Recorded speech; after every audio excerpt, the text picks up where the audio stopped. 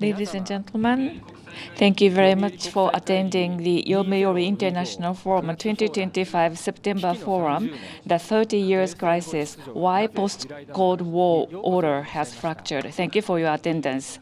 After the end of the Cold War and the collapse of the Soviet Union, it's been 30 more years, and each country shares free democracy and also common prosperity, and we were expecting optimistically that that could be achieved in the world. However, that is disappearing. The Ukraine is invaded by Russia, and also in the Southeast China Sea, that China and other countries are emerging as a big power.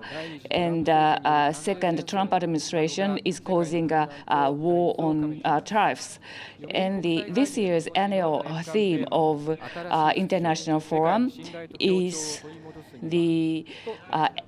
to a new order, how to revive global trust and cooperation. In the first meeting under this theme in May, we talked about why the UN is needed.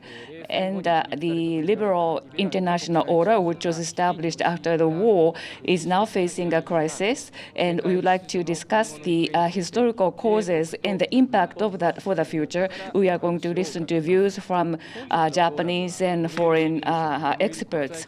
And this forum is organized by the Yomiuri Shimbun, NYIES, Yomiuri International Economic Society, and also ROLES, the University of Tokyo's RCAST Open Laboratory for Emergency Strategies. First, I would like to invite Professor Satoshi Ikeuchi, who is the professor at the Research Center for Advanced Science and Technology of University of Tokyo, chairing ROLES.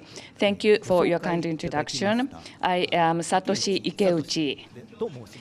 I work at the University of Tokyo's Research Center for Advanced Science and Technology, which is called RCAST for short. I am professor there.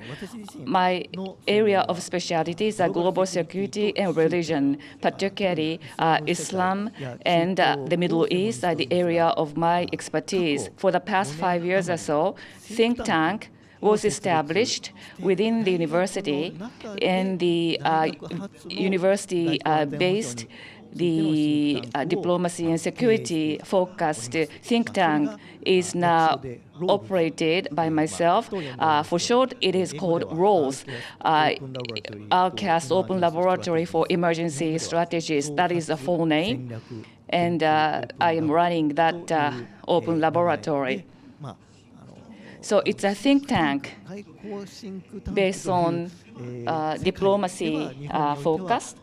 And in Japan, for the past 5 years, we hope we have been able to cause some changes in this area.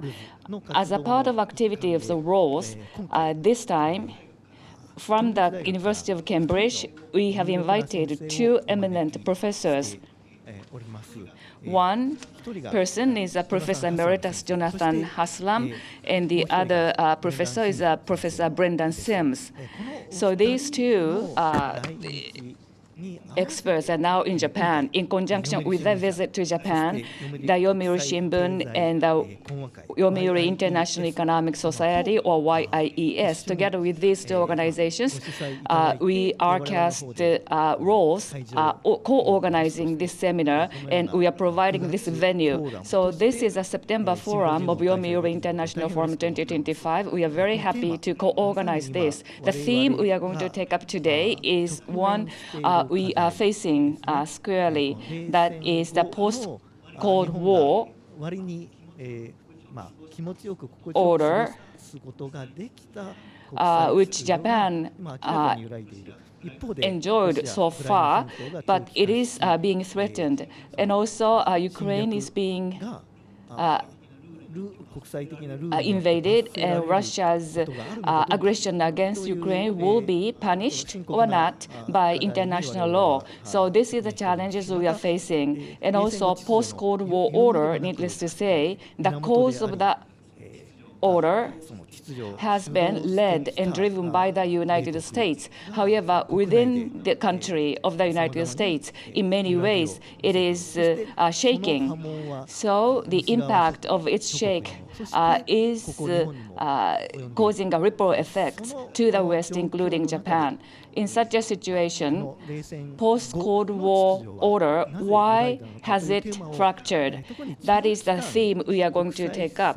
For a long term, if we look at the international order from a longer time span, as the specialists who are gathered here today, and we are going to discuss from the long-term perspective. And we are not fighting among ourselves, but we have such two eminent professors from the Cambridge and from Japan too. We have very eminent historian and international political scientist, Professor Kitaoka, Professor Hosoya, Professor Mori are participating as the panelists. Later on, we are very happy to have this occasion. So I am going to hand over to Professor Hosoya for moderation, and I am going to enjoy the session as one of the audience members. And also, we have some acquaintances in the audience. And at the same time, we have eminent scholars from Japan and the UK who traveled such a long distance to come to this seminar. And I would like to express my heartfelt appreciation to this eminent panel and the speaker. And I am going to enjoy the session with you today. Thank you very much. Professor Ikeuchi, thank you very much. Now, I would like to introduce 5 panelists. First of all, in the middle is seated from the UK. We have a Professor Emeritus Jonathan Haslam from the University of Cambridge. And his area of specialty is Soviet and Russia history.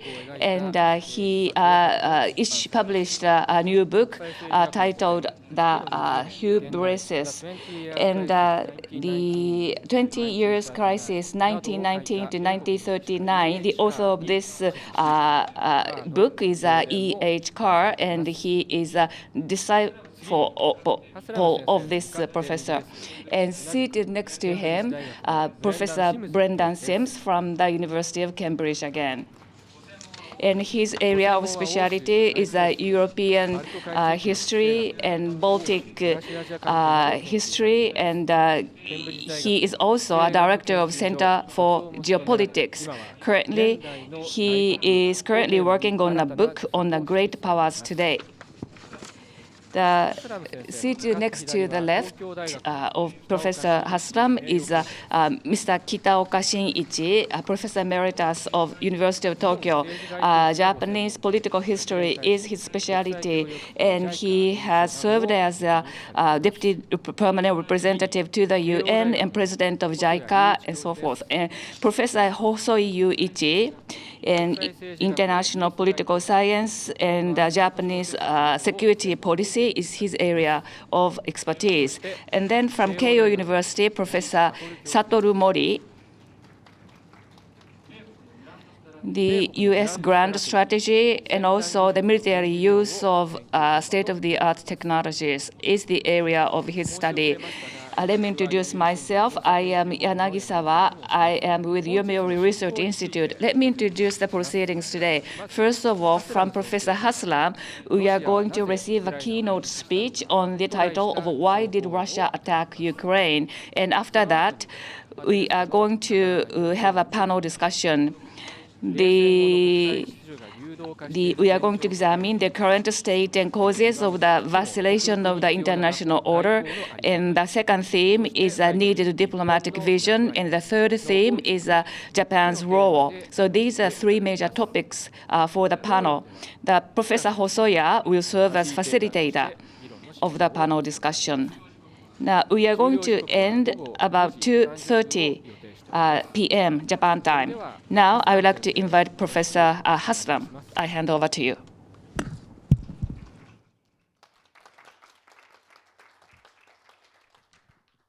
Yes, please. Thank you very much for inviting me here. It's a great pleasure for me and for my wife to be hosted in Japan.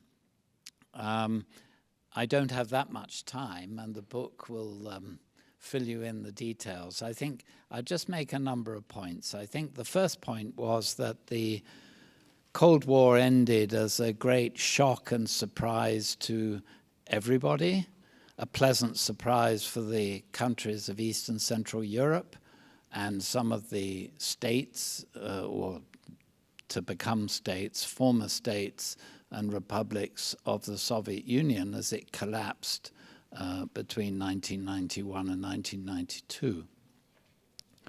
I think people assume that when something good happens in the world, that necessarily this will be much appreciated, that states will start behaving as they should behave rather than they normally behave.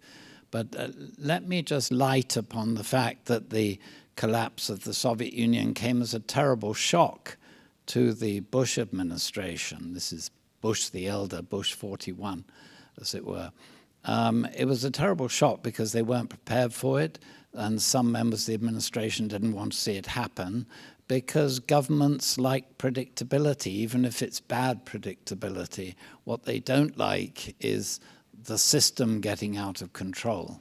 And this is what happened under George Bush Sr. And his advisors started to worry, and that what they worried about was not the bad things that would happen in the former Soviet Union or the fate of former Soviet republics. What they worried about that was the basis, the origins of NATO were done with, that NATO would therefore collapse because the enemy had collapsed. If NATO collapsed, then the United States was no longer central in European politics. And Stalin used to say that he who controls Europe controls the world. And that gave him certain ideas, which we suffered from ever since. And so the Bush administration began to worry about what to do to keep NATO together and stay in Europe. This legacy was handed over to the next administration, which was the Clinton administration, and they faced that problem. Now, the United States is still, I think, a unique country, a unique power in the world, in that it is less reactive than proactive and active. That's to say, if you look to the sources of American foreign policy, don't look outside, look inside. And certainly with a new president like Clinton, this was demonstrated to be a fact. And most of his advisors, who were domestic in inclination, didn't want the United States to have a foreign policy. But this preoccupation that America would be pushed out of Europe and the Europeans would solve their own problems also preoccupied the national security advisors in the United States. And they looked for some way of making the United States still essential to Europe. And they found that in the expansion of NATO in the autumn of 1994.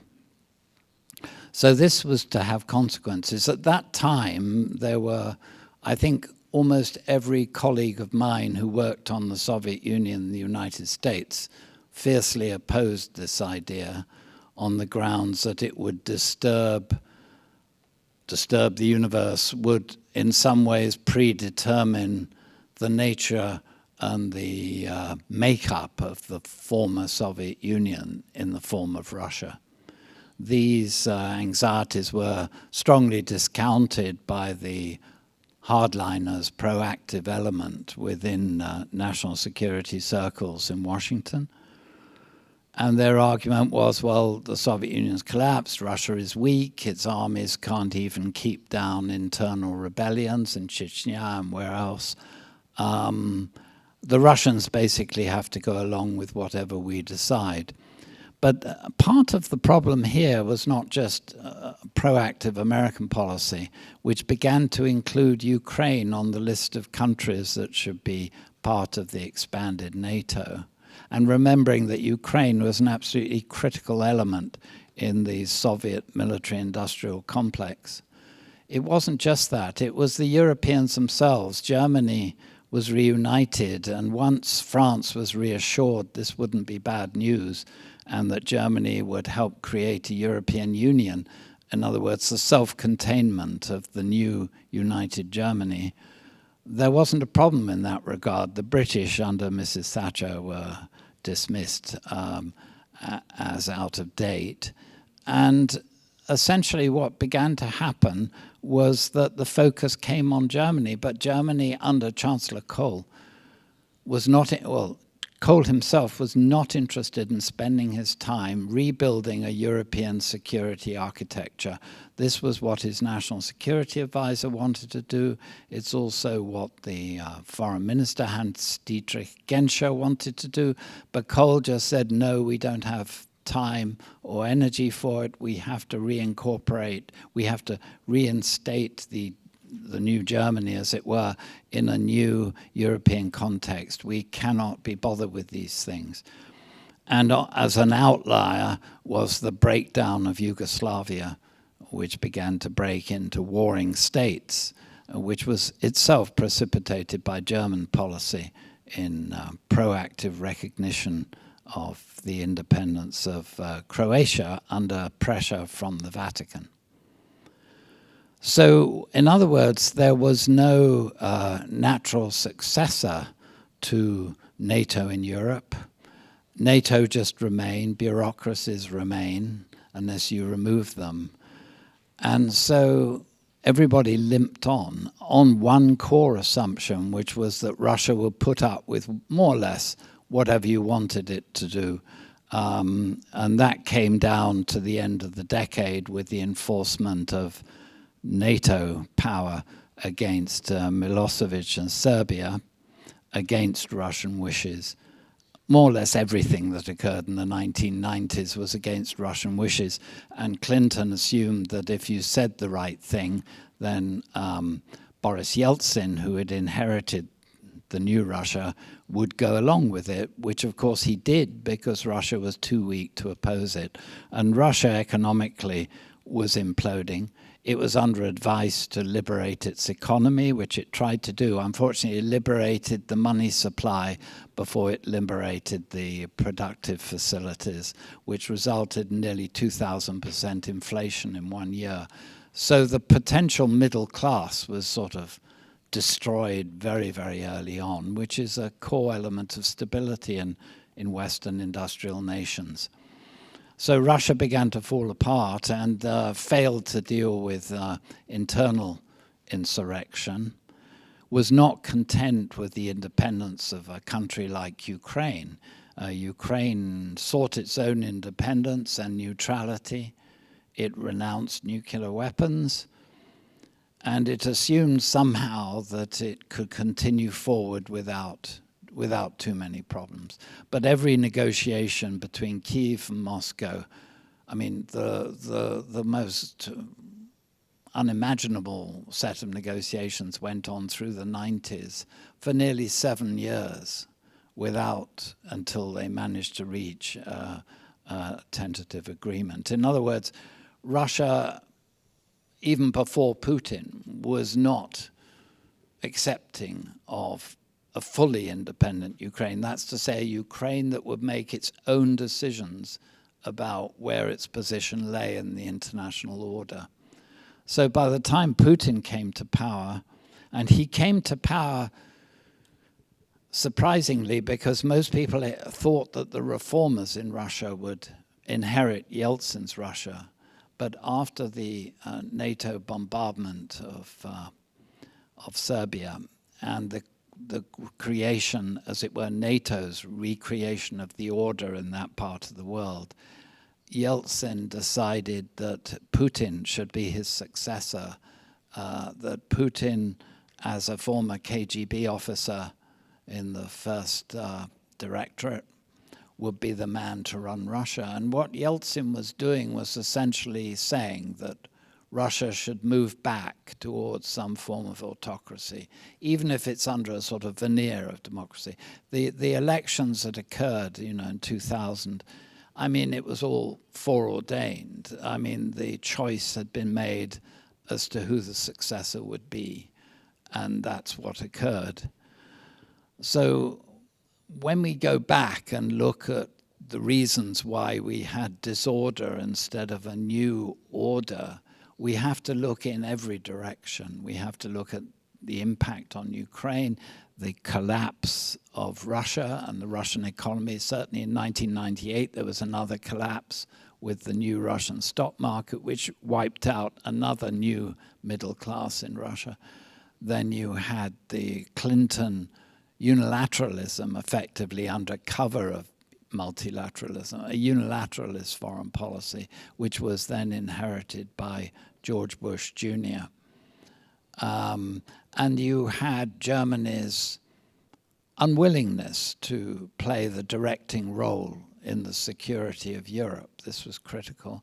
And then subsequently you had worse. You had the decision by Germany's subsequent Chancellor under Schröder and then Merkel to make Germany dependent on Russia for its energy resources. So Germany was counted out.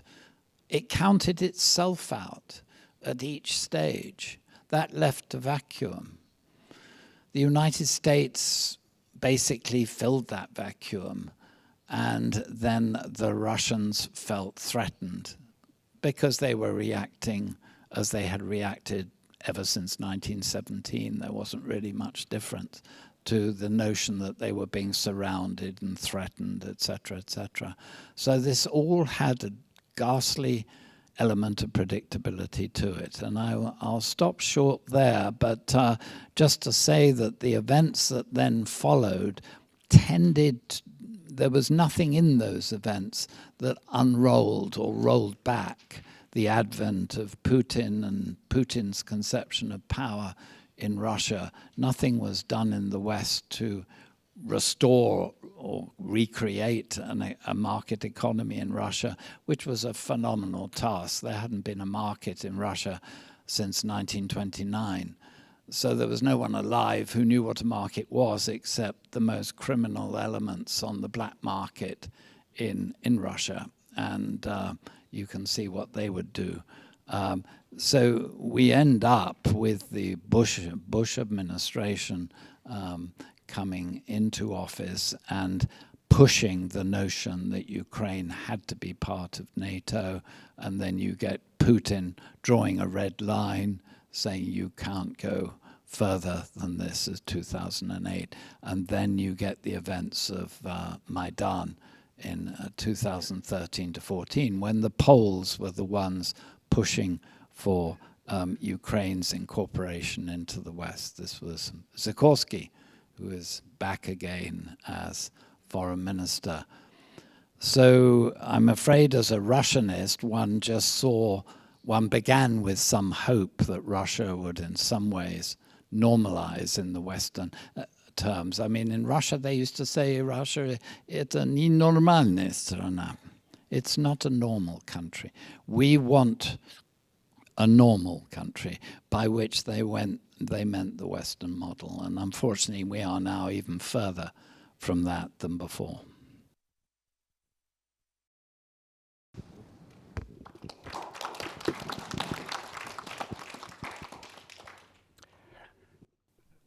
Professor Haslam, thank you very much. Now, we would like to move on to the panel discussion.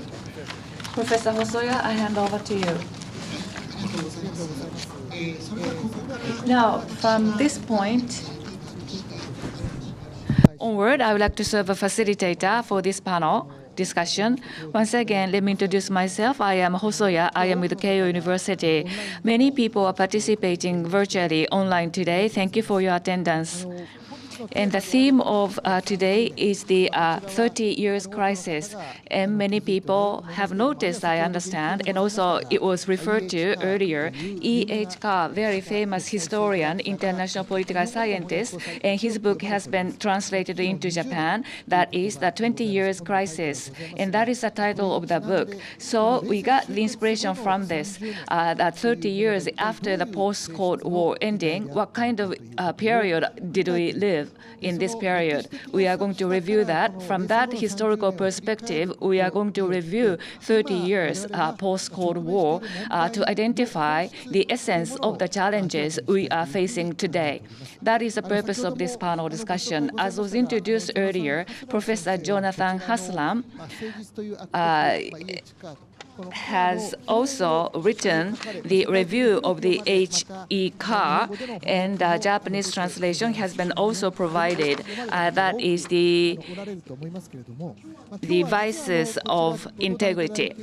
And from UK, the University of Cambridge, we have two eminent scholars, and also we have two professors from Japan. All of them have written and researched the diplomatic history as a historian, and also at the same time they are communicating their views regarding the international challenges we are facing. So some time ago, the former Prime Minister Kishida Fumio said that we are at the major turning point of the history, and also Chancellor Olaf Scholz of Germany, and he also used a similar word, Zeitenwende. So in this way, we are facing particularly the challenges which have become even more serious in terms of international order after the start of the invasion of Ukraine. And looking back the history of post-Cold War, 30 years. And then if we look at this period from a longer perspective, we would like to examine what kind of period this was. We would like to have views from the panelists. First of all, we have just heard a very wonderful keynote from Professor Haslam, mainly from the Russian perspective after the collapse of the Soviet Union, and the post-Cold War period was discussed from that very interesting perspective. And based on that, we would like to invite Professor Sims, Professor Kitaoka, Professor Mori to give their initial remarks for 8 minutes each. And first, I would like to hand over to Professor Sims. Originally, he was mainly focused on German history and European diplomacy, and also the UK. In many ways, he has written many books on history. Now I hand over to Professor Sims. Thank you very much indeed, Professor Hosoya, for that introduction and for your friendship over the last while. I'd also like to express my gratitude to Rolas and Professor Ikuchi for his invitation, and of course to the Yomiuri Shimbun for their role in all of this and hosting me. It's a great pleasure and a great honor. I'm delighted to be back in Japan, in Tokyo. So I've been asked to give a few remarks on the nature of the fracture of the world over the last 30 years. And I'd like to begin by just adding a little bit to what my old friend and colleague Jonathan Haslam said about Russia and Ukraine. Because I think he's absolutely right to focus on the threat that Moscow perceives as emanating from NATO. The thing that I would add, and I think is very important to understanding the problem, is that the Western threat is seen not merely as NATO, but actually the European Union and Europe in general as well. So that Putin's idea going into the last decade was that Russia, in order to survive in this post-Cold War environment, needed to create a large space around itself. It needed to be, in geo-economic terms, of sufficient weight to balance the PRC, the People's Republic of China, to balance the United States, of course, and the European Union in particular. And so he draws up this plan for a Eurasian Economic Union in 2011. And its purpose is very much to create that greater space, not a reconstruction of the Soviet Union, but an economic space around Russia, which will help to balance it. And that, of course, is where the threat of Ukraine's accession to the European Union, which seems to be on the table with the association agreement. This is the thing that Putin was reacting against in 2013, 2014, not so much at that point, the threat of NATO. Because, of course, in bringing Ukraine into the European Union, which, by the way, for the avoidance of doubt, I think is a very good idea. I think it is the right of the Ukrainians to do that. I think it's the right decision. But equally, we need to understand the reasons for his opposition. And so it was really that threat which precipitated the Maidan crisis. And at the same time, you have a strong sense in Russia, particularly on Putin's side, that Ukraine should not become what they call an anti-Russia. And you see this very much in the speech or the article that he wrote in, I think it was July 2021, when he spoke about the unity of Ukraine and Russia, and he spoke about the way in which Ukraine was becoming, it was being taken over by the West, like in the past it had been taken over by the Poles, the Habsburgs, the Germans, and so on. So I think that's very important for understanding the position we're in now, which is where Putin has made this radical and criminal move against Ukraine in order to try to protect what he sees as the wider space of the Russian Federation. Now, as was noted by Mashinobu in his introductory remarks, the West is challenged not only by that, but also by the PRC's threat to the integrity of Taiwan, to the security of the South China Seas, and many other areas of common concern. And we see, of course, the uncertain response of the United States under President Donald Trump, and in particular, the way in which he is handling the issue of tariffs and economic balance, which seems very much to threaten his friends, which is us. And we are left with the weakness of the remaining advocates of the rules-based international order. So we live, as was said, in an age of fracture. And as Larry Summers, the former Secretary to the US Treasury, remarked recently, to him at any rate, it was not clear that we in the West were now associated with the largest fragment. His argument was that actually other blocs like the PRC or India or whatever may actually outweigh us. And to an historian of Germany like myself, this is very redolent of the scenario that the German constitutional lawyer and international lawyer Carl Schmitt drew up in the 1930s and 1940s when he spoke about a world that was made up of what he called great spaces. And this is apparently what is happening. And our Western space seems to be shrinking. And this is accentuated by the fact that we are moving from an era, or appear to be moving from an era of economic globalization into these blocks, as I referred to, with these blocks, of course, having built up their economic capacity through globalization. So it's a kind of a paradox from the historical point of view. So I'd like to leave you, though, with two causes for optimism.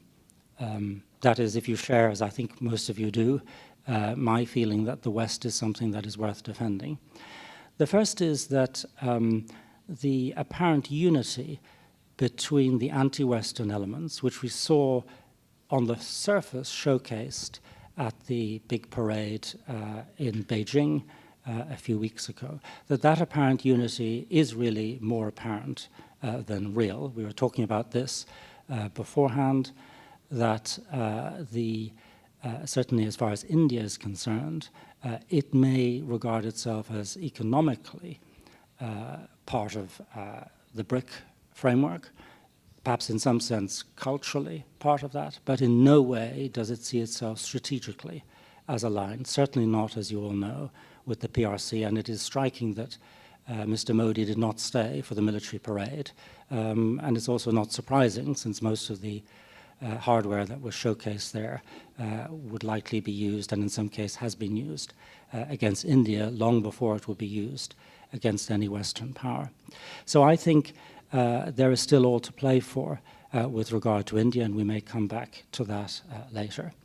And the second thought that I just wanted to share in conclusion is that I think President Trump, although he has, from my point of view, and probably from most of our points of view, had a rather bad start at the beginning of this year. I was in the Bayerischer Hof at the Munich Security Conference when Vice President Vance made that notorious speech where he appeared to blame the Europeans and the West in general for its predicament. Not all of it, by the way, I think incorrect as a criticism, but it certainly went down very badly. And if we remember President Trump's ambushing of the Ukrainian leader Zelensky in the White House. So if we cast our mind back to that period in February, March of this year, and we now think of the situation at the moment where the relationship between President Trump and Mr. Putin has soured quite considerably. Only yesterday it was announced that the Americans were considering sending cruise missiles to Ukraine, and this probably will now happen. And across a range of issues, there's a very strong sense of the positions that were taken at the beginning of the year being walked back from. So I see, and I may be premature in arguing this, but I think there's a certain parallel with the first couple of years or the first 18 months of the first Trump administration, which were also quite turbulent, before it then settled down into really quite a robust posture, both vis-à-vis the PRC and actually vis-à-vis the Russian Federation. So we may be gloomy this morning, so I just wanted to put that in as reasons for cheer. Thank you. Thank you, Professor Sims. So in order to understand 3 decades post-Cold War, I think he mentioned several hints. I think it clarified our understanding. Now then, continuing on, I'll ask Professor Kitaoka to make his presentation. Kitaoka speaking. Thank you very much. Before the session, we had lunch together. And everybody should become historian, we said. Historians are back. Theorists are out. That would be nice. Well, I, for one, would like to talk about the historical analogy. This is the hint for thinking. This is a hint for thinking very closely. It's very similar, so we shouldn't jump to the conclusion. But suppose one country, one people may share in the same position, and the similar people may share a similar culture. In a place like that, similar things could happen. There is not a small likelihood. So this could be a hint for thinking.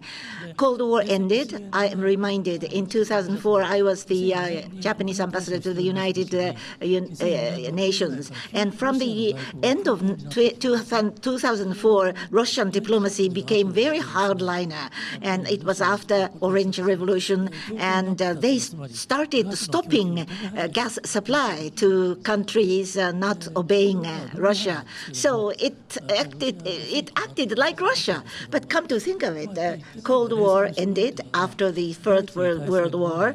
There was a very draconian punishment given to Germany. I think it is akin to that. Jeffrey Sachs, my friend, said that he supported East European countries. It was successful, but to Russia, he was not able to render similar support, and it was the reason for the failure, he said. But I think it was an impossible task to begin with. So after the end of the First World War, the Japanese went to observe the situation. Germany is a powerful people with history, and they negate the German people to this extent. Is that all right? They wondered. It fired back.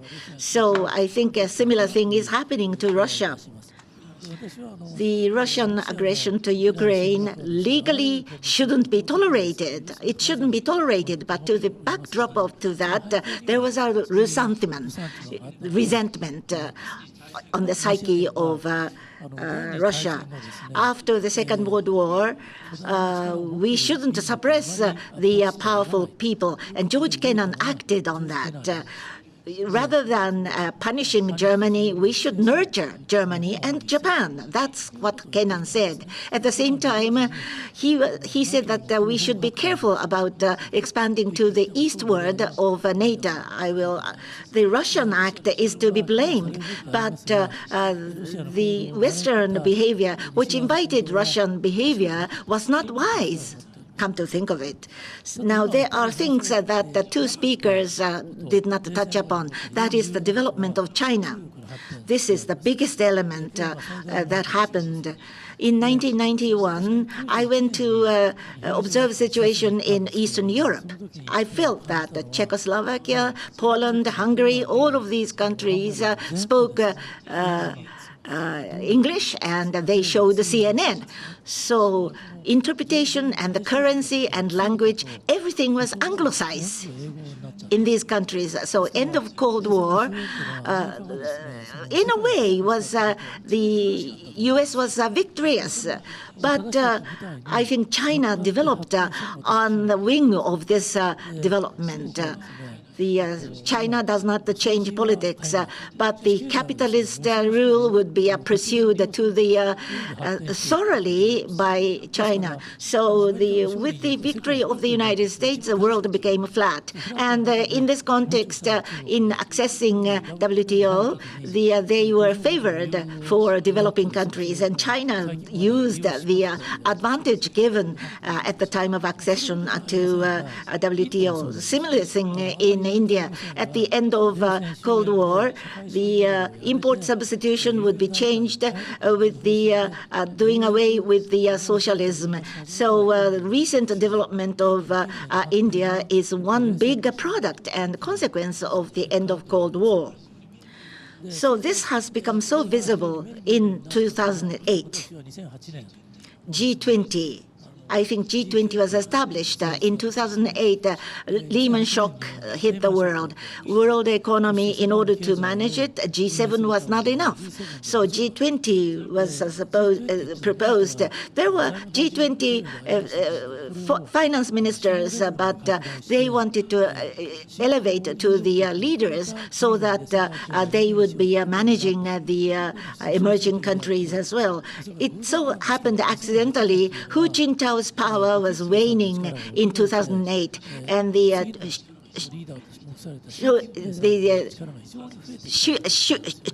Xu was supposed as the next successor. Beijing Olympics was a great success, and at that time, China began to say that democracy was a faraway goal. They used to say that, but they stopped saying that. They said that in 2008, they no longer pursue democracy. So one failure in this period is that Afghanistan and Iraq, U.S. was meddling too much, involved too much. As a result, there was not enough guard against China. So first, the military leaders, they will. The Pacific is so big, so West is China and the East is the U.S. and they can manage, and then the world would stabilize. And then U.S. did not say clear-cut no. U.S. should have said no.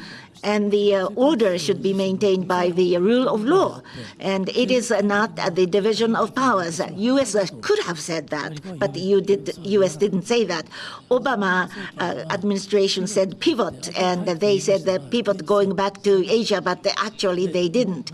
And we feel the threat in Senkaku Island, and the 9-dash line is expanded by China, and they began reclaiming various islands. But we sent wake-up calls, but they did nothing about it. So in the last 10 years, these things were looming very large. Now, what about the U.S., Mr. Trump? he says that U.S. was disadvantaged because of maintaining allies, but in the end, the U.S. developed in terms of the share of GDP. The U.S. did not wane at all. But IT-centered service trade became the main body. So the so far rich became richer and richer, and the lower middle class stayed as they are. So they have. And Trump addressed this situation and came to the front stage. U.S., we really wonder what is the behavior of U.S. The U.S., we know how U.S. was in 19th century. Texas became independent, annexed, and then they staged wars against Mexico in 1840s. And California, Arizona, New Mexico, and they grabbed those territories from Mexico. The southern part and the western part and California, actually up until the beginning of 19th century, it was not even the United States. In the beginning of 20th century, they came to Asia because of the Spanish War, and then Panama became independent from Colombia. It was very reckless. It was the movement by U.S., and it is very similar. So Canada should become the 51 state, or Greenland is something that she wants, or Panama Canal should be returned, and Trump says many different things.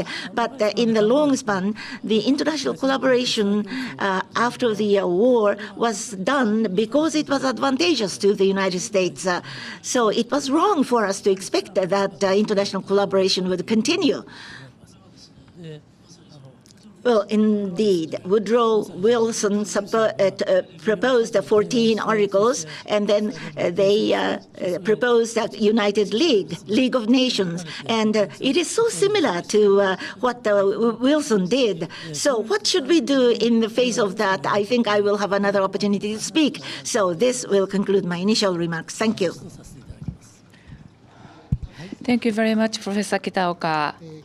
So the Professor Haslam, Professor Sims, and from different perspectives, you gave us much insights. And there are some similarities between your views. And from very multifaceted perspectives, you reviewed 30 years after the Cold War. Now I want to hand over to Mr. Mori, Professor Mori. Thank you very much. Professor Ikeuchi of Rose and also Yomiuri Shimbun-related people, thank you very much for inviting me to this seminar today. Now the theme of the discussion is why post-Cold War order has fractured. This is a very lofty theme. I have been studying the history of the post-war U.S. diplomacy, and we have been writing Clinton's view as well. And we often tend to discuss from a broader perspective when it comes to American diplomatic history, but I would like to focus on important issues, and I would like to raise some points for our discussion. First of all, why is it that the post-Cold War order is fracturing? To this question, in a nutshell, I can say I think there is an era of reaction.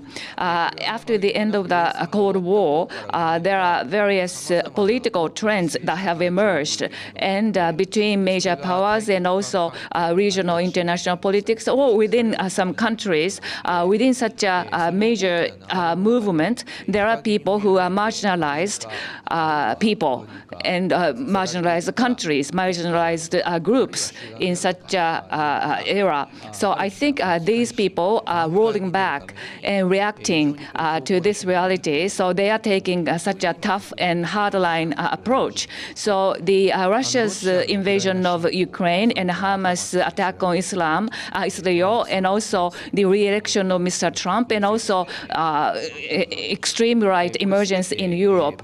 These are happening in a completely separate and different context. However, they are trying to go counter to major trends, or the people who have been marginalized or who have been threatened by major countries, they are taking now attack. Now, as Professor Haslam mentioned, on the background of Ukraine's invasion, I think there is NATO's expansion into the east, and also Russia's diplomacy, how it was being treated in the Balkan crisis. So in such a situation, the benefits of Russian diplomacy has not been guaranteed. That was one background as a major factor.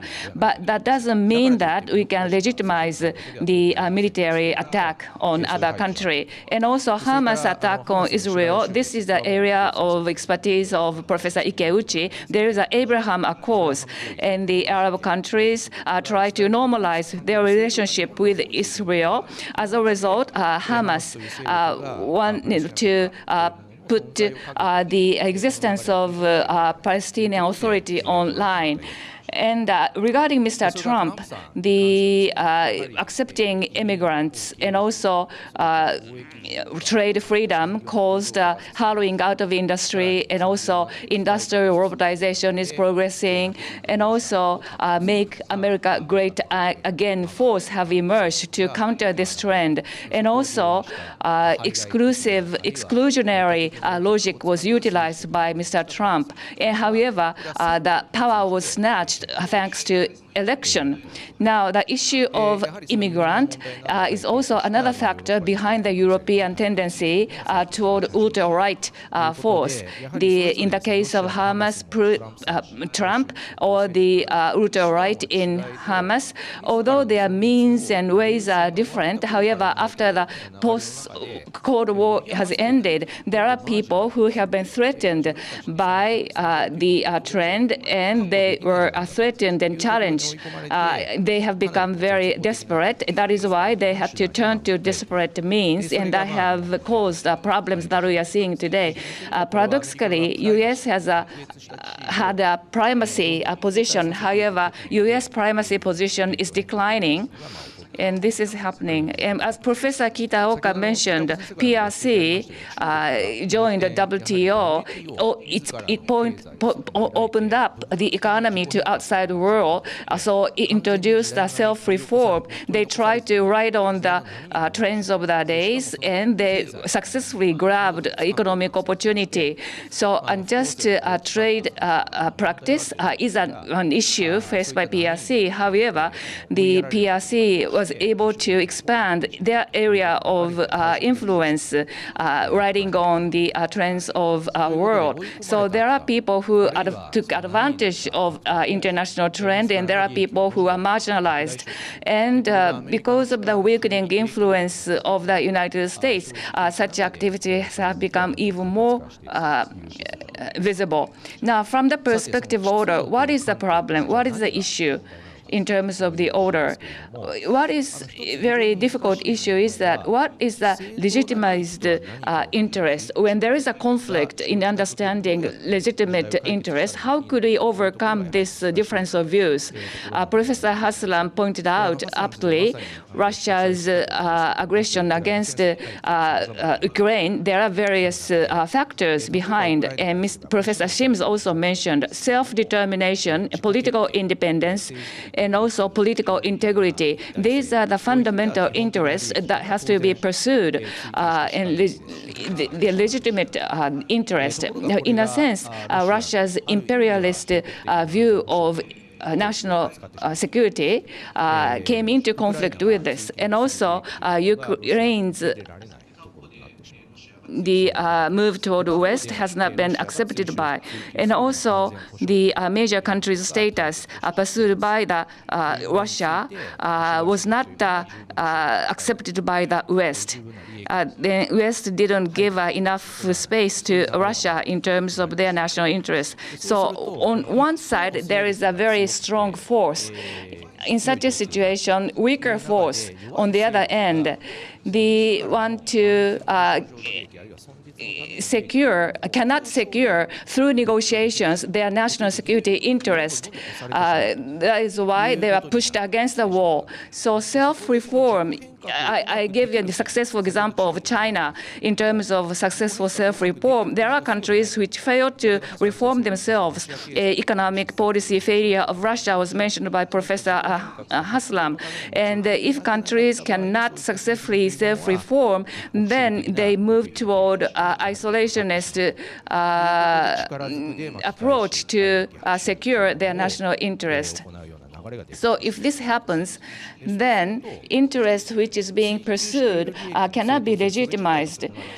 The way they pursue their interest is very important in terms of how they try to achieve national interest. If they take a very unilateral approach rather than turning to negotiation, this will lead to new normal, which could become a fait accompli, and that would cause a deep-seated distrust in the international order. So the common interest, if that is lacking, then you will not be able to achieve a mutual understanding in terms of understanding rules or national interest and so forth. And then if this happens, each side cannot achieve a conclusion where things are mutually accepted. And then that would lead to even more intensified competition based on force. So that is what we are seeing now. That is a vacillation of post-Cold War and also emerging resurgence of competition between major powers. And this is a new yet old problem, in my view. So going forward, we have to imagine quite widely the relationship between major powers. Could we see a re-equilibrium between these major powers? What kind of conditions would be necessary to see the equilibrium? So for instance, Chinese economy slowing down, or Trump's economic policy may slow down economy in the U.S., although the demand will stay #1 in the world. Therefore, declining two economies, China and the U.S., may shake hands in terms of diplomacy. So this is something we would like to closely watch. Sorry, this was quite a broad perspective. Thank you very much. Professor Mori started talking in a very grand scale. He started from the analysis of Trump administration, though. So 3 professors have spoken. Professor Sims, Professor Kitaoka, and Professor Mori. So if possible, Professor Haslam, can you talk about anything for about 5 minutes in response to what you have heard from 3 professors? Yes, that's a trap, isn't it? No, I don't disagree with much that's already been said. If you take it in sort of larger terms, I hate to sort of reach back to American political science of the 1950s for all its faults, but the notion of modernization theory, and that states have to undergo a certain form of economic modernization, industrialization, democratization in order to converge in any real sense. And we've seen many examples of where these forces have made for convergence, as was with respect to my colleague mentioning George Kennan's view that after World War II, with very dictatorial countries that seemed on a completely different path after defeat in war, could actually re-emerge as more in the image of the other countries in the industrialized world than they look nothing like they looked in the 1930s and 1920s. And I'm wondering, in relation to Russia, what we've seen is that Russia not only lost out without the Renaissance and also the Reformation, it also fell behind economically and then underwent this awful process of Stalinization.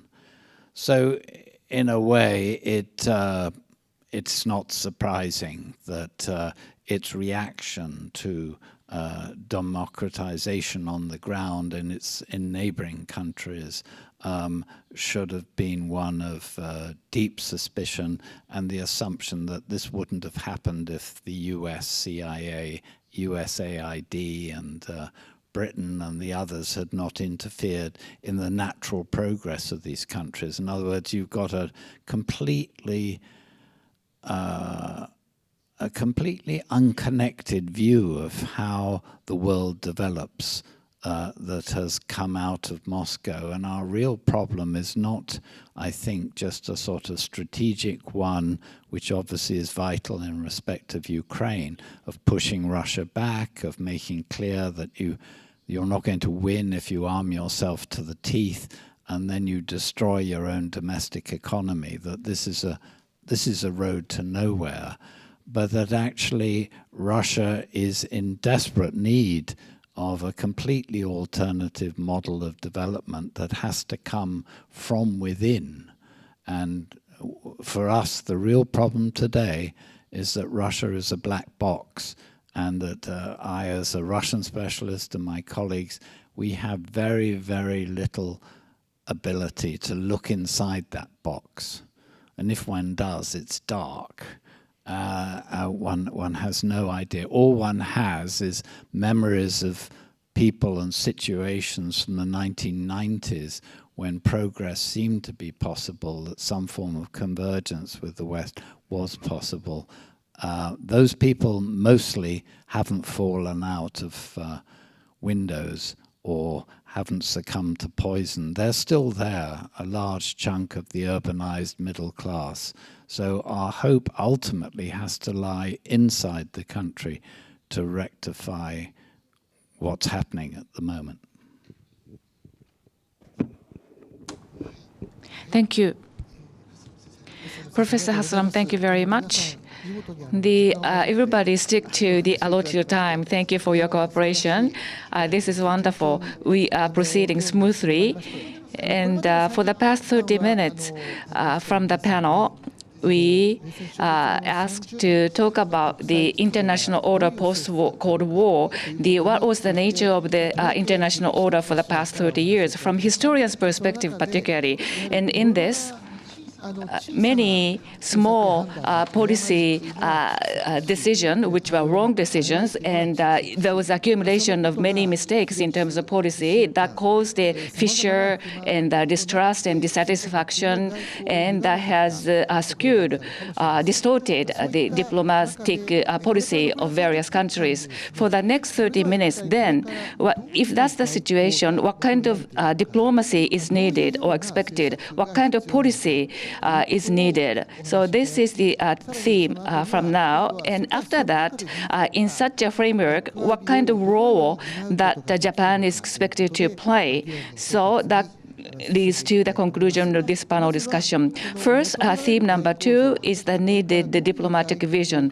What kind of diplomacy is necessary going forward from the Russian perspective, Professor Haslam, and also from UK and European perspective, Professor Sims, and also from the US perspective, Professor Mori. So these areas or region countries, what kind of diplomacy are they going to present? And regarding Japan's role, I want to turn to Professor Kitaoka, and then I'd like to invite Professor Sims and Professor Haslam based on Mr. Kitaoka's remarks. Now, I would like to continue with going forward, what kind of diplomatic foreign policy is necessary for Russia? What kind of course, it's difficult. It's impossible to foresee, predict the future. But how do you assess the Russia's diplomacy now? I think that's a challenging question, but from the perspective of Russia's diplomacy, I want to invite Professor Haslam. What kind of foreign policy is necessary for Russia, particularly if the countries want to move toward peacemaking? What would be needed out of Russia? Professor Haslam? Yes, I mean, I think the first thing that's needed is really that that the Americans adopt a realistic view of Russia. And I hate to say it, but my view at the outset of the Trump administration was that either the Russian-Ukraine problem will be solved very quickly or it would take a very, very long time. Unfortunately, it's taking a very, very long time. The Alaska summit was a disaster. Only the vice president realized that. That's why he didn't come. He decided to holiday in England instead, which was extremely wise. We may have to wait for his administration before we get a realistic sense of how to solve this problem. I'm not sure that it's as a realist, I was trained as a realist or trained myself as a realist, and I always hung around realists. I do think that, unfortunately, unless Ukraine holds out and actually successfully threatens Russia internally, which is what it's doing with drone warfare against oil and gas reserves, which is Russia's Achilles heel. Unless Ukraine has that advantage, it's not going to be able to clear vast numbers of Russian tanks and North Koreans out of Ukraine itself. It can damage them, but what's Putin doing? He's launched the new conscription for the autumn, all men aged between 18 and 30. So it's gone up from 27. So he's losing numbers. One of the reasons why inflation's such a problem in Russia is because the huge shortage of labor. And the shortage of labor is particularly in the high technology area. The best educated ran before they could get caught by conscription, and that will increasingly happen. So as a realist, I have to say, until sufficient force is used against Russia without endangering world peace, as it were,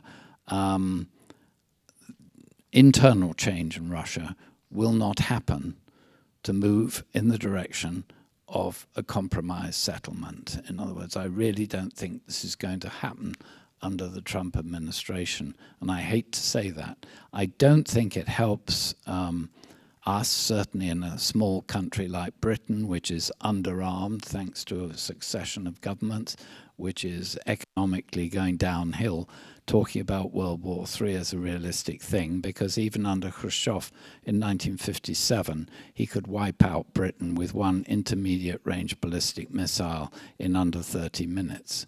So I don't think talking wildly in that direction is going to solve anything. In fact, the Ukrainians are solving it for themselves with their own higher level of ingenuity than the Russians possess. And it really is up to the West to let go. I mean, if we are not the masters of Ukraine. It's not for us to tell Ukraine what it can and cannot do, and then see how the Russians deal with that. Thank you very much, Professor Haslam. He said that he was a realist and he's written books on realism.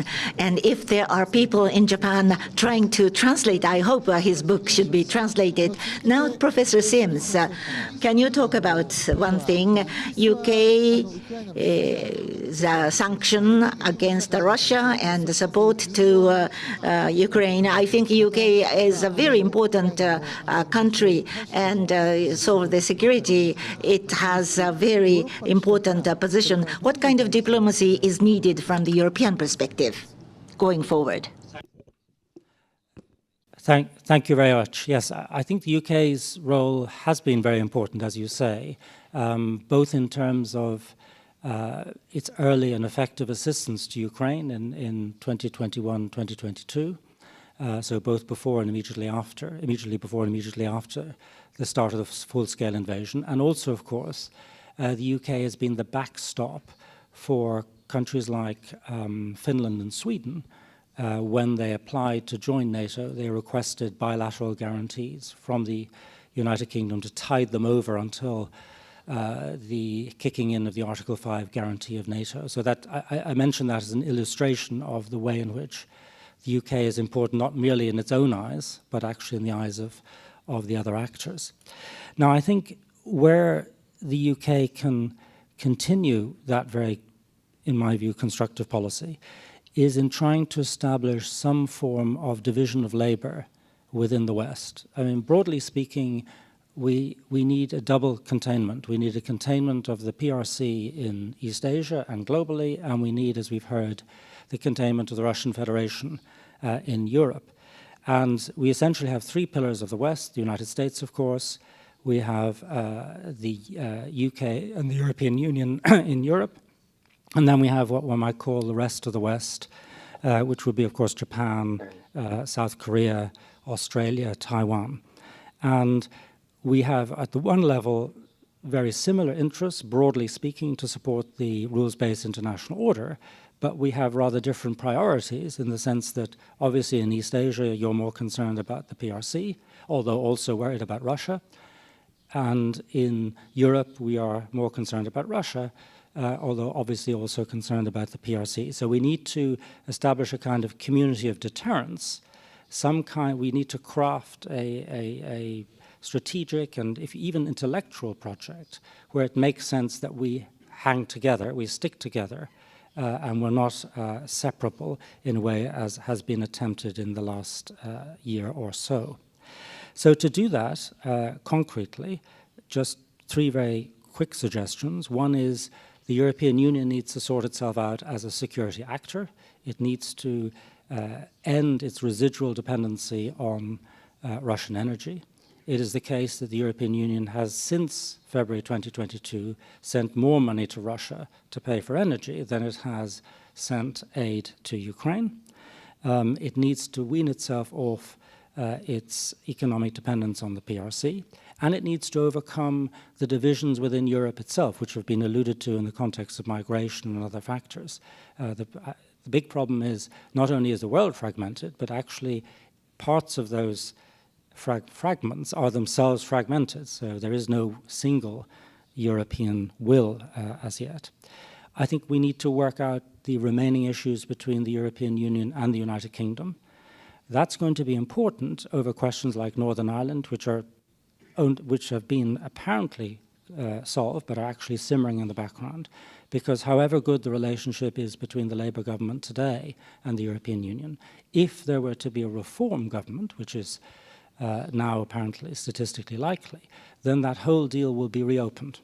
And we don't want to be in that kind of negotiation in a context where we're trying to be united against Russia. And finally, in the worst case scenario where, let us say, which I don't believe, the Americans actually leave the rules-based international order, then I think, and the Europeans continue to be weaker than they should be, if we, by which I now mean Japan, the United Kingdom, Australia, Taiwan, South Korea, if we all stick together, we're still 300 million people or so, with a much larger economy than that of Russia, a much bigger population as well, and one which, together with the EU, would be actually slightly larger than that of America and indeed individually also of the PRC. If we could stick together, then that would still be enough to sustain a rules-based international order, at least within our collective space, which would be substantial. So some thought should go into that as well. Thank you very much. Professor Sims talked about issues from the British perspective in terms of what kind of approach or diplomacy is necessary. Now, thank you for the insights, and let me continue with Professor Mori, who is studying the U.S. diplomacy. What kind of diplomacy is required of the United States? Thank you very much. Trump administration and also post-Trump administration. So I would like to separate two periods. I have several points. Firstly, regarding the Trump administration, the America First or the peace through strength. So in a nutshell, this is a liberal international countercurrent. So liberal internationalism is the deterrence of the regional conflict through trade, the alliance, and also free trade, and also the spread of the values through value-based diplomacy based on human rights and liberty. Now, these have caused a fatigue among the United States, according to Trump. That is why new approach is necessary, according to him. There are three elements: the move away from values, and one is unilateralism, and third is the guiding by value interest. And moving away from values viewed from the democracy and human rights, things are not viewed from that lens. And also, they are willing to strike a good deal with the countries with whom U.S. do not share the values. I think this is very different from the first Trump administration. The peace and prosperity of America is separated from those of other countries. And this is a very important point when it comes to the current administration. Then, why is it that the U.S. is obligated to defend other countries? The European security issue is an issue of the European countries and Russia. It has nothing to do with the United States. And Asia's security issue, issue related to Asian countries, and it has nothing to do with the United States. So that is a basic assumption. And also the pork barreling. The Trump wants to pursue partial interests rather than overall interests. Therefore, rather than democracy, Republicans, and also even within Republicans, Trump prefers those who are close to himself. Therefore, he pursues partial interests rather than overall interests. Therefore, he lacks in consistent strategy. Therefore, we never know what he does next. So this is what's happening under Trump administration. Now, Trump administration's diplomacy. So it is a transactional diplomacy, if we may say so, and U.S. allies have to be very careful. The Trump administration is using a new assessment criteria to assess allies based on economic interests. What kind of economic values these countries are bringing to the U.S., how much contribution are they making to the reduction of trade deficits, how much jobs are created, and also how much cooperation the countries are making in order to contain the China in terms of high tech. So what kind of economic benefits are being brought about by allies? That is the first criteria. And secondly, what kind of security benefits are being brought to the United States? So without the countries are making defense efforts to deter other countries, the 5% as percentage of GDP for Europe and also to Taiwan, and 3.5% request out of South Korea. And for Japan, 2% of GDP. And 2% is a sort of minimum criteria because all the NATO members will be achieving higher than 2%. So this is what we requested of. Now, allies, they have to consolidate their defense power. Otherwise, U.S. have to come to rescue. So allies are the U.S. assets. However, there are countries or allies which U.S. have to work so hard to protect them. And this is not good for the United States. This is a view held by isolationists, unilateralists of the United States. So whether or not allies are minimizing U.S. Threat in terms of security. So what is difficult is, on the other hand, Mr. Trump, he is willing to strike a deal with China and Russia. That can be seen. So what's happening now is allies and China and allies and Russia. They are sort of competing with each other in order to bring about a security interest to the United States. And if we can accumulate economic chips like that to the United States, we can get a favor from Trump. So the West in the past, in the past, there was a democracy versus authoritarian. It was easy to understand. However, now the landscape is completely different. So to the United States, there are countries of alliance on the one hand and also enemies on the other. And these two blocs are dealing with each other and competing with each other. And that is already seen in Europe, and gradually we will be seeing this in Asia too. When there is a progress in the China and US negotiation, we will see this. And also that Taiwan will be hard hit. And beyond the Trump administration, perhaps there are things that will change that will remain unchanged. There are 3 points. One is that in the regional conflicts, the U.S. Taking risk, smaller and smaller taking risk.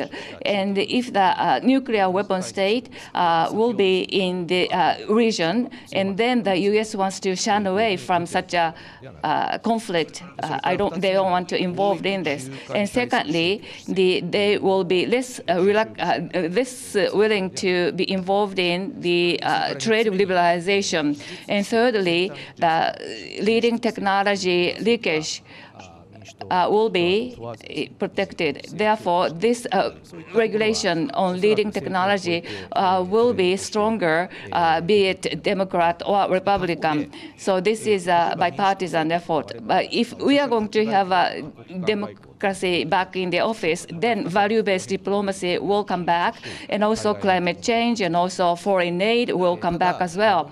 But the issue is the sustainability is not there, and always there is a fluctuation of changes when the power changes. Therefore, the credibility of the commitment of government will be declining. Therefore, other countries were not willing to cooperate with the United States going forward in areas such as climate and others. Thank you. Thank you, Professor Mori. Very invaluable suggestions were made. Up until now, professors have spoken. A variety of analysis was given. And Professor Kitaoka, in response to that, what is going to be the role of Japan? What is going to happen in Japanese diplomacy? Going forward, what are the things that Japanese diplomacy must pursue? Exactly, we are in the midst of a presidential election of Liberal Democratic Party, so new Prime Minister must listen to Professor Kitaoka's opinion. So if any proposals to the new government, I hope to hear it. The basic thing in the diplomacy is security. On security, we started from minus, not a zero. Because of the Article 9, Item 2, we do not possess any forces of land, sea, and air. So we have become to hold the minimum level of military capability. But that was for the defense of Japan. And we are not obligated to defend other countries. That was the interpretation. And it was changed at last 11 years ago in 2014. So at the discussion session, constitutional interpretation was changed. That decision was made, and the Abe government accepted that. And the next year, the security legislation was passed. At that time, Hosoya-san helped us a lot. So we have just, it was only in 2015 that we are at the starting point. And it's been only 10 years since. And in a couple of years since then, especially because of the aggression in Ukraine, the Japanese strategy was changed in a major way. I consulted with Professor Mori and with the Trump administration. First, we will change the defense budget to the level of NATO, at the lowest level of NATO. That is the level of Germany. That should be and that was proposed from Nakasone Peace Institute, and it was accomplished. So Ukraine aggression brought about a big change, and Japan is now becoming a normal country. But that step is very slow. The step to become a normal country. In the past, the Asahi Shimbun, Japanese major newspapers, they were adamantly opposed to security legislation, and they were against a collective self-defense. Without exercising a collective self-defense, how can we maintain strong alliance relationship with allies? We just overcame this discussion. So from that challenge, what about the counter-attack capability? Japan does not offend other countries, attack other countries, but other countries could attack us. Then what should we do? We should have the counterattack capability, and it was in 2022 that this argument was accepted. So concretely, from 2022, concrete changes are happening. Next step probably would be the submarine. The submarine power should be nuclear powered. I think that is going to be the next change. SLBM is the counter threat capability. In Defense of White Paper, the last resort of defending Japan is self-defense, but it is a white lie.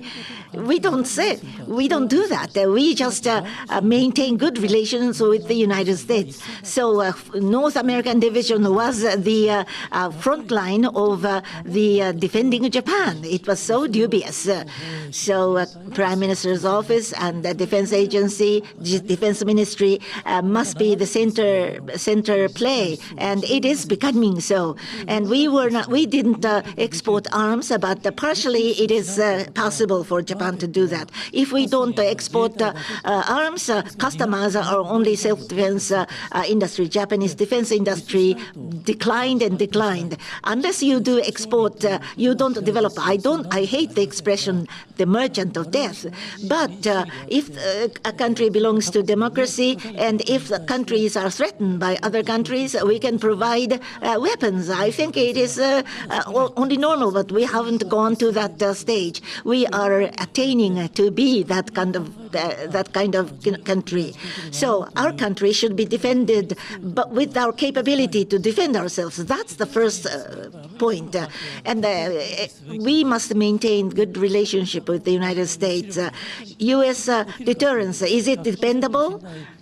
I don't think we can place 100% trust, but we must at least pretend that we believe it.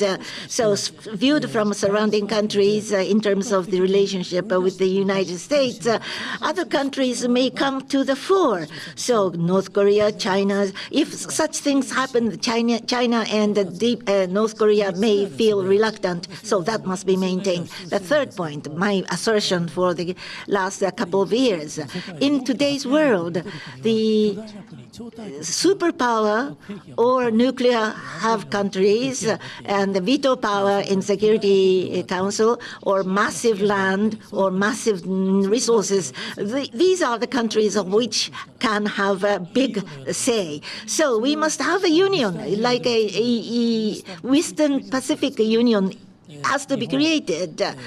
Japan, Korea, and in the future, Taiwan. Because of the PRC relationship, it's difficult, but ASEAN, Australia, and island countries, and Bangladesh can be included. So with these countries, we should discuss possible unity. And then there are non-democratic countries in ASEAN countries, but they are committed to democracy in the ASEAN Charter.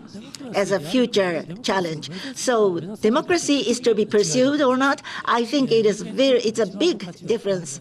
The greatest value is safety, and the next one is wealth, and third one is freedom. We want to be free. So we don't seek conflict with China, but with the current Chinese system, we don't think we can become a real friendly country with China because they don't have freedom. The Nikkei and Yomiuri cannot be read in China. Japanese newspapers cannot be read in China because it is controlled. Compared with the past totalitarianism, their method of controlling masses of people very strong, and they have the nuclear weapons. So in order to muddle through this difficult time, we must create Western Pacific Union, something like that. And Indonesia shouldn't go to BRICS. We will persuade Indonesia not to go there, and it will develop in the direction of OECD. And the leader to do that is Japan, after all. CPTPP is something that we are working on. And when it matures, we can collaborate with the EU. The UK is already showing some interest. And with the Latin American countries, I think this is something that we can discuss. Latin American countries, they aim for democracy and good environment, and they are committed to human rights. So America first, or Russia first, China first, India first? No, that's not the case. But other countries, they don't say that. So small countries cannot do that. Only superpower can do that, like the middle power. I don't know. If Japan is a middle power, what can we say if we go to Palau? The UK, not superpower, middle power, smaller power. We will cooperate, and only then we can survive. So we will deepen our collaboration, and then we will render a cooperation with superpowers, sometimes and not opposing with them. So there are, to that end, I think emerging big countries, those members of G20, BRICS-related countries, Brazil or Turkey, or India, these countries must be approached. And please be conscientious and behave yourselves. And Brazil, India, they have elections. Turkey has election too. So to these countries, the totalitarian countries would distance themselves to these countries. Now, Japan is close with these countries, but government is not pursuing this friendly relationship. President Lula came from Brazil, but I don't think Japanese government had in-depth discussion with Prime Minister Modi. I don't think Japanese government had in-depth discussion, especially counterbalance. India is very important against China, so we should support India. So I hope that British-India relationship would be bettered. Now, in the world, there are small countries which are in a predicament, several dozens countries, and we will support these countries. U.S. policy has suffered from the disintegration of USAID, and also there is a big damage. USAID was giving a lot of money, but it's gone. So China is trying to fill the gap. So Japan is well reputed in developing countries, but China is emulating JICA, and they are increasing ODA. So majority of the people will go toward China. We should try to prevent that. We will beef up our assistance to the developing countries, and we should reform the United Nations. Thank you. Thank you very much, Professor Kitaoka. The challenges faced by Japan, there are many, and we should be onlookers, but Japan should take the lead in such a confusing international order. In order to stabilize that, Japan has to undertake various activities. We don't have much more time, but lastly, I would like to ask Professor Sims and Professor Haslam to share their views in conclusion. Professor Sims, the politics between major powers. This is the new book he's writing on, and also maybe this is related to Professor Kitaoka's viewpoint. So from the very broad perspective, Professor Sims is discussing international politics. I want to invite, first of all, Professor Sims. Thank you very much, and I'd like to respond to Professor Kitaoka's remarks with, I would say, 4 proposals on what we in the West might hope from Japan. And it relates obviously to the great power context that you referred to. I think the first is to maintain what I find to be in Japan already a predisposition to see a connection between Russian aggression and the threat from the PRC, so the connection between Ukraine and Taiwan. And this was summed up by Defense Minister Makoto Oniki last year in a phrase that hasn't gone out of my head, and I would like to share with you if you haven't heard it. And I asked him, why is Japan concerned about the threat from Russia? And he said, well, here in Asia we face the head of the dragon and the tail of the bear. And in Europe you face the head of the bear and the tail of the dragon. But it is the same threat. And so I think if Japan can see it that way, continue seeing it that way, that will be very important. Secondly, in pursuit of that, Professor Kitaoka has already referred to it, is the importance of, if not keeping India on side, because India will never be on our side, I don't think, completely, but at least Japan's diplomacy can have a big role in keeping India not away from Russia, but at least to keep a certain distance, and of course to make sure that the distance to the PRC is maintained, because I think New Delhi listens to Tokyo in a way that it doesn't listen to other Westerners. Thirdly, this hasn't been discussed yet, but I think it would be important for Japan to find some kind of compromise with South Korea on historical issues, because the history, speaking as an historian, is always complicating these geopolitical matters. And then finally, the question of submarines was mentioned. I can only recommend the AUKUS alliance, and I realize there are many, many obstacles to this happening, but I personally would be very happy if AUKUS were to become JAUKUS. And very, very lastly, I think maintaining the UK-Japanese defence relationship is very important, and I'm delighted that the Labour government decided to continue with the GCAP fighter program. And I think between those kind of programs, I think deterrence will be delivered. Thank you. Thank you very much. Lastly, but not in the least, Professor Haslam, can you sort of give your summation of the discussion, just one word? I think I'll just throw in something else. We haven't even made any mention of the international financial and economic order. We've made indirect references to BRICS as an alternative, and I made a reference at lunch to the fact that India and China are in the long run not going to be able to hold together.